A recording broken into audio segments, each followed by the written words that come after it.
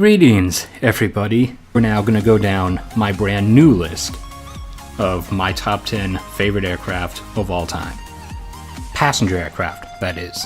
Number 10. And a type of aircraft you, up to this point, would never have thought you'd have seen on this list. A propeller aircraft. The Dash Q8-400. Now, a lot of people might be surprised who followed my videos for a while, since usually I give propeller aircraft not that great of an outlook, but I've actually come to like a few of them, and the Dash is one of them.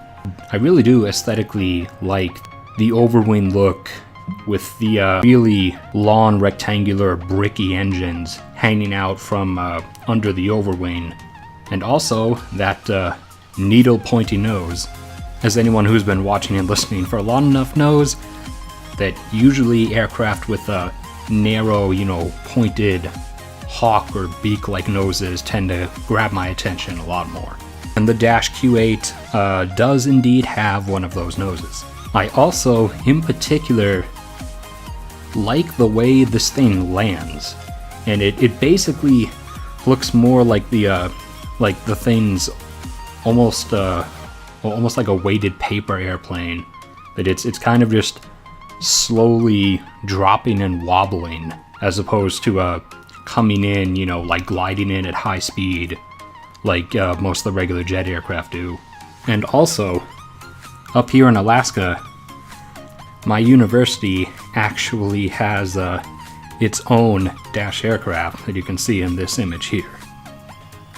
Number 9. In a sense, Number 9 is an aircraft that people were disappointed that I didn't like initially. However, this isn't necessarily the exact same aircraft. It's a brand new version of it, and a larger, longer version. Number 9 is the 777X. The 777X is, as mentioned, a brand new version of the 777 that is going to be slightly wider and a decent bit longer, and overall just utterly massive. This thing, even just in its concept art, looks so mind-numbingly out of place as an aircraft bearing only 2 engines. This thing is going to be absolutely enormous. It's going to have the width of a 747, and with the length of, or more length than, the A340-600. This is the aircraft that airlines like Qantas and Singapore are banking on, allowing them to make half-world, full, non-stop journeys, such as, say, Sydney directly to New York, or Sydney directly to London, or Singapore to Atlanta, Singapore to Miami. Routes that are currently, just outside of possibility, even for aircraft like the A350 ultra long range. The 777X is going to be something else. Number 8.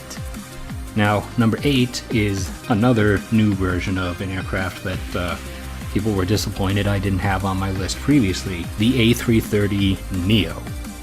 I actually, over the last half or 3/4 of a year or so, have really come to like the A330. Particularly with the fact that a lot of airlines have the A330 with its closed funnel engine, and the sound produced by these particular engines that has the volume near that of a regular roar, but whereas most aircraft engines are a very clear, distinct roar, the closed funnel engines of these particular types of A330s often produce a equally loud but seemingly softer, calmer hum, or buzz, I guess you could say.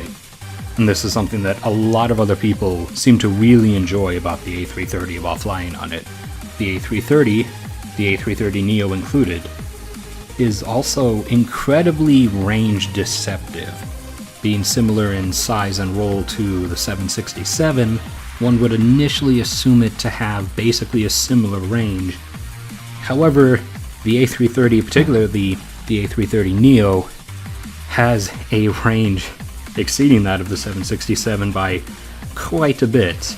Whereas while looking on a tracking site, say, you'll find plenty of 767s flying around with total flight lengths of, 5, 6, 7, 8 hours, 9 hours sometimes. However, you'll stumble across A330s with total flight lengths ranging up to 11, even 12 hours in the air. NumberSeven, the biggest, the baddest, the monster.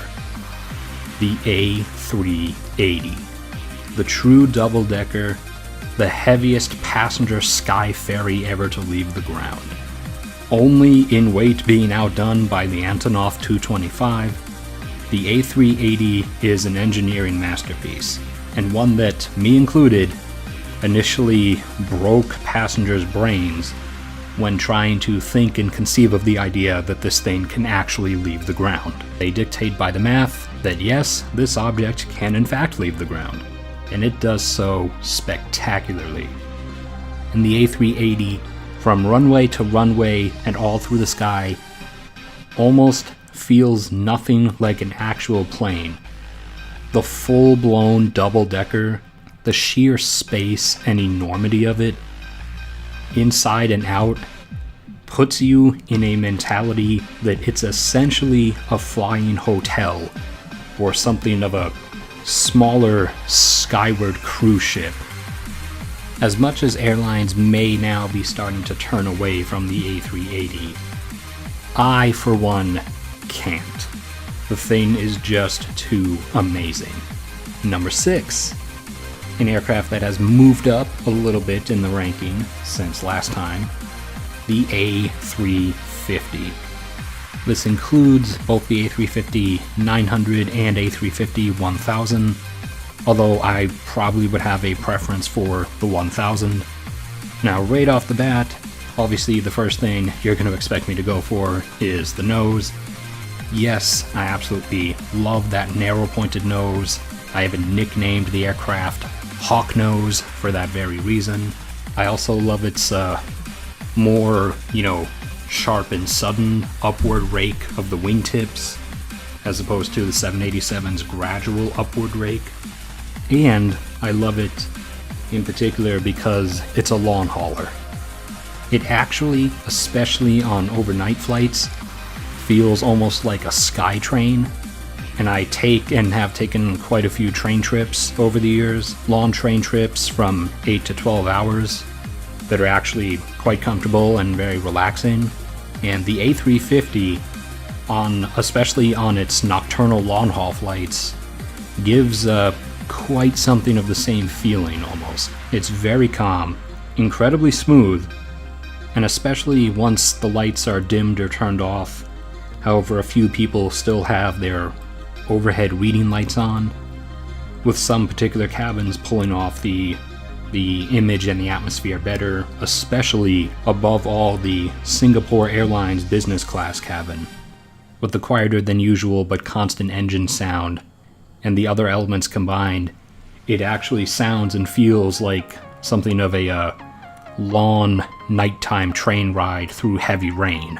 NumberFive, sticking right around the same spot that she was at last time, NumberFive is the good old MD-88 and associated MD family. I specifically call her out as the MD-88 just because that's the particular exact model that I was usually on the most.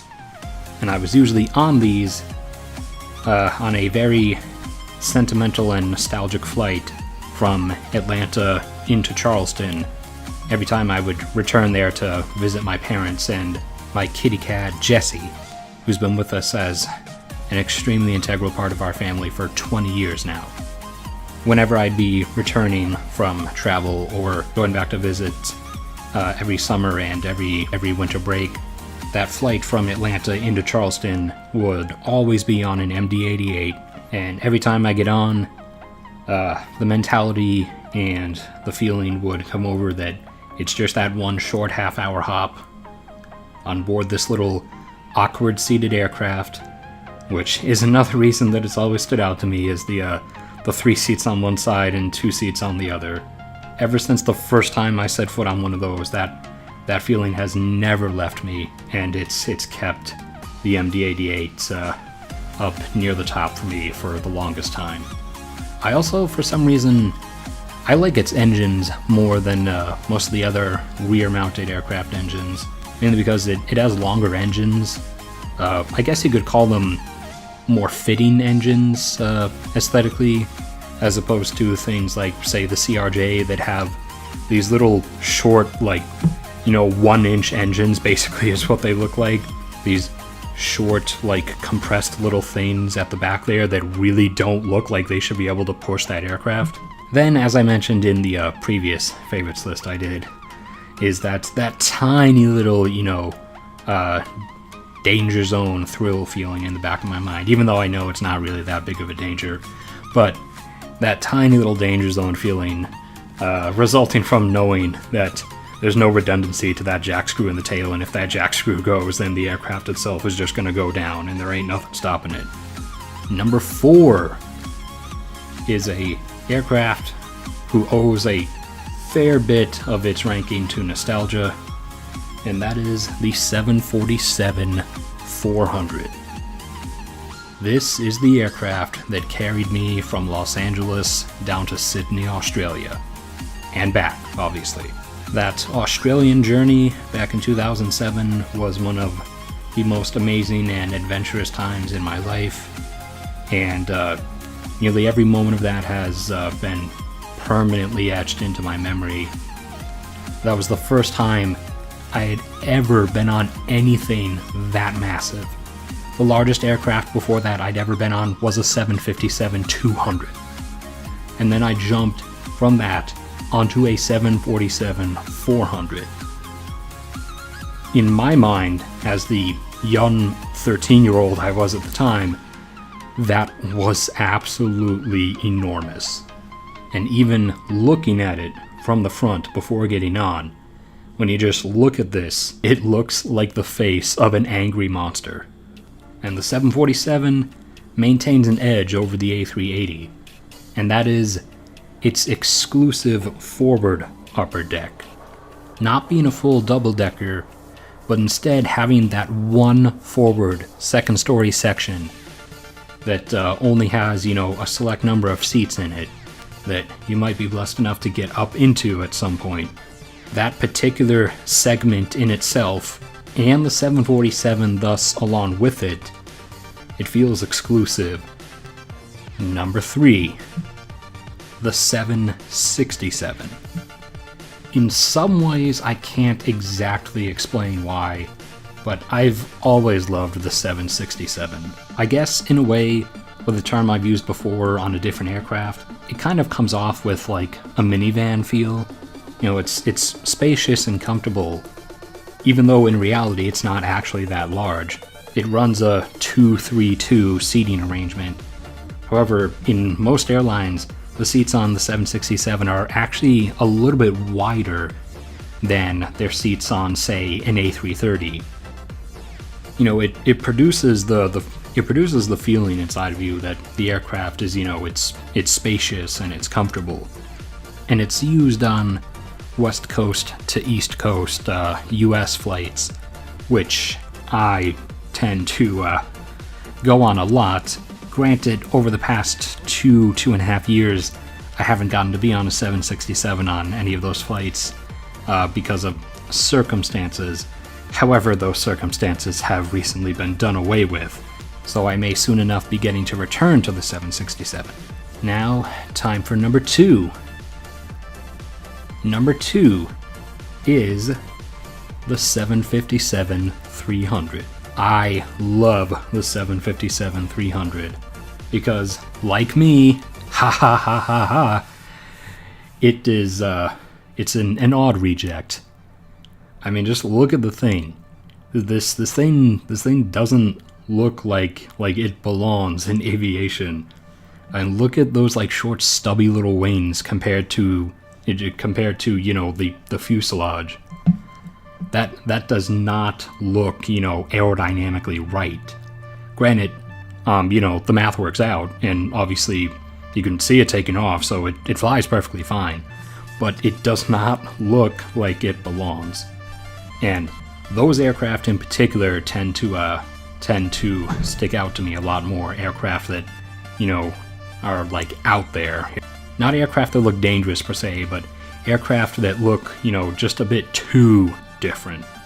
The 757-300, the aircraft felt so excessively long. Like, the aircraft just kept going and going. It's, in its own way, not in the same way as the A350, but in its own way, the 757-300 actually also kind of felt like walking through train cars. Like each segment of seats and each exit row, it just kept going. There's still more plane to go through. And these features, along with some others, also factor into my number one choice that the majority of my subscribers probably already guessed is still the same. It's the A340-600. This has not changed, and this aircraft is not going anywhere on this list. The A340-600 is so far out there. Exactly as I've said before. Formerly the longest aircraft in the world. Granted, it's been surpassed by the 747-8, but we're tossing the 747-8 out because the A340-600 actually looks its length. Compared to its wings, compared to other aircraft, looking at the various dimensions of it, it looks like it's excessively long, which it is. And it also looks like its engines, compared to its size and its wings, are a bit chunky. I refer to it as a 4 fat engine aircraft. And especially the two outer engines, look at their size compared to the wing and how far out there they are on the wing. And it kind of breaks your mind looking at it. Like, you can't stop thinking that it looks like the wing should be bending down under their weight. Like, they should be weighing that wing, like, at least halfway to the ground. But they aren't. And the A340, with its excessive length, has a very narrow angle range for its takeoff. The A340, pilots have to be quite careful with that. And on the inside, the aircraft is a 2-4-2 in its arrangement from one end to the other. The aircraft just never ends. It keeps going. First class seats, business class seats, first exit row of economy, second exit row of economy. The aircraft just keeps going and going and going. I love it. I absolutely love the A340. And of its versions, obviously, the A340-600 comes out on top. So, what about you guys? For anyone who's commented before, do you still have the same set of favorites? Have yours changed at all? Or if you're completely new, then by all means go ahead and leave your set of favorites down below. But thanks everyone for sitting through this. I have a wide range of other aviation videos lurking around my channel for you to check out. And obviously I'll be doing plenty more videos in the future. Also have all the usual sites, Twitter, Patreon that you can support the channel through. Links to everything will be around, either on screen or in the description for you to check out. And I'll catch everyone around next time.